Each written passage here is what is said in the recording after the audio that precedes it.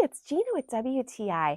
And if you love to putter around in the garden, but you want to save your back from having to bend over to tend to plants or pull weeds, then you're going to love this raised garden bed that I got from Hozeiee.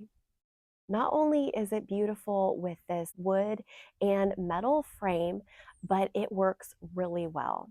This comes with everything that you need to put it together, and it was a quick and easy installation. The wood is soft, and so the screws go in quite easily with the screwdriver that comes with it. It also comes with a liner to make sure that the dirt you put in doesn't fall through, and it ensures that there's moisture retention as well. We also like that it comes with a bottom shelf. This is so nice for putting extra pots or your gardening tools on and keeping everything in place. So whether you're looking to add to an existing garden with a nice raised garden bed or have something on a porch or deck in order to have little herbs or plants growing, you are going to love this raised garden bed. We think it's beautiful and functional, and that's our point of view.